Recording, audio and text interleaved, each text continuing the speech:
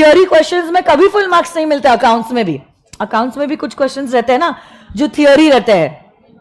Law के लिए तो अगर 80 लिखा ना आपने, आप समझ लो 40 और 50 के बीच में आपको मार्क्स मिलेंगे। आप 100 लिखोगे तब आप समझना आपको 50s और 60s के बीच में रहेगा। तो लॉ के लिए तो आपके पास सेकंड ऑप्शन भी नहीं है, एक ही है, and that is first and last. You have to attempt 100 marks का पेपर।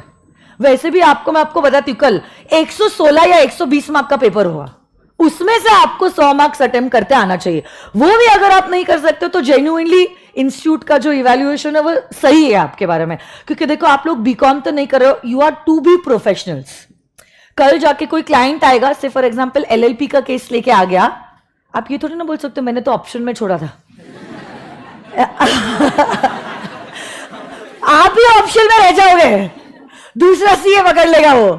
तो as professionals you can not do that. कल जाके आपको कुछ से पेट दर्द हो रहा है, सिर दर्द हो रहा है, आप कोई डॉक्टर के पास जाते हो, डॉक्टर ये थोड़ी ना बोल सकता है भाई तब मैंने ऑप्शन में छोड़ दिया था, सिर के बारे में नहीं पढ़ा है मैंने, आप बाकी कोई बीमारी लेके आ जाओ। क्या ऐसे बोल सकता है कोई professional? So try to understand. आप सीरियसनेस समझो, आपको जो डिग्री मिल रही है उसकी औकात देखो। आप इतने लाइटली नहीं ले सकते हो जितने लाइटली आपने 12th तक लिया था। अरे 12th तक आपने ज्योग्राफी के एक आधे चैप्टर को ऑप्शन में छोड़ भी दिया, ये छोड़ दिया पढ़ना अर्थ सन के अगेंस्ट रोटेट कर रहा है या सन अर्थ के आजू बाजू घूम रहा है, क्या ही फर्क पड़ने वाला है? आपको सिर्फ इससे फर्क पड़ रहा है दिन है रात है, बस काम कब करना है, पढ़ाई कब करनी है, बाकी तो और कुछ लेना देना नहीं है। भाई सन एक जगह पे या अर्थ एक जगह पे, क्या इससे आपको कुछ फर्क पड़ा है?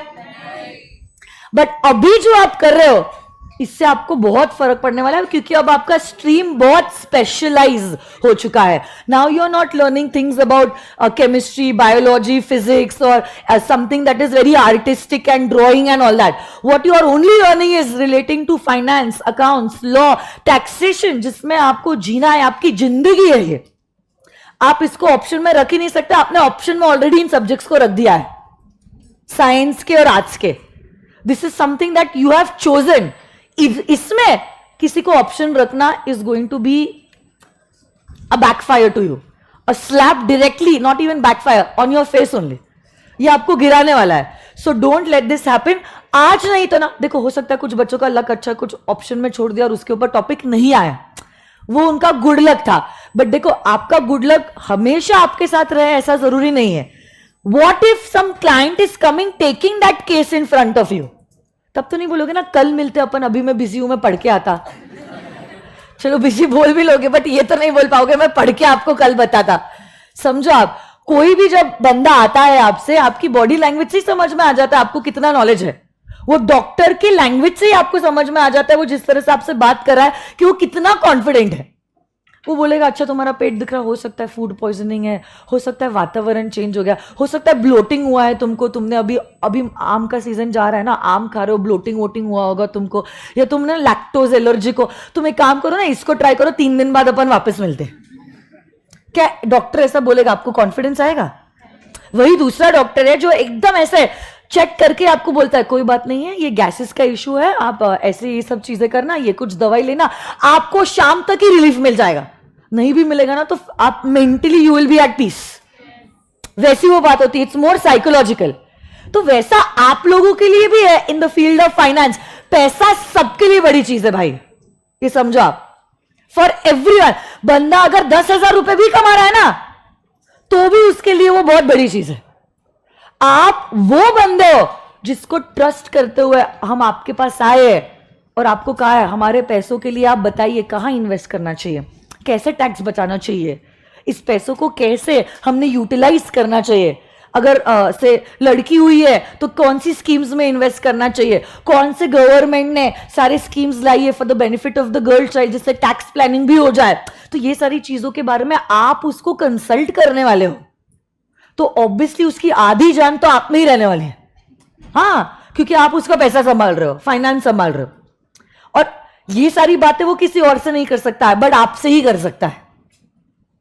समझो आप बात को। तो उतना तो आपको उसका भरोसा रखना पड़ेगा ना, और भरोसा रखने के लिए फिर आपको उस काबिल भी होना पड़ेगा।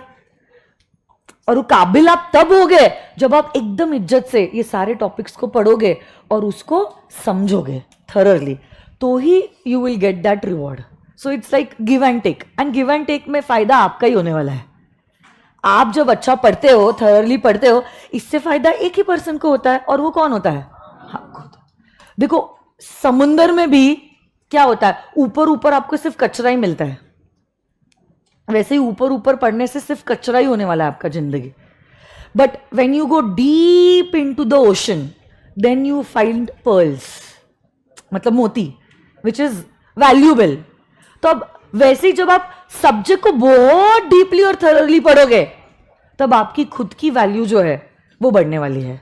Not only today, examination point of view, but also tomorrow, if you go for practice, job, or not even that, even if you're doing business, ये फाइनेंस का, टैक्स का जो नॉलेज मिला है, वो वेस्ट कभी नहीं होने वाला है, कभी नहीं होने वाला है.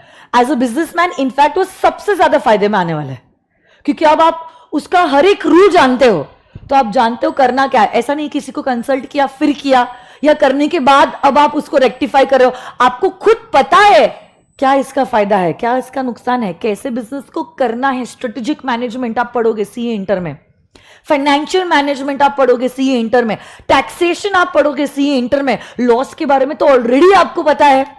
तो उसी हिसाब से आप आपके बिजनेस को रन करोगे.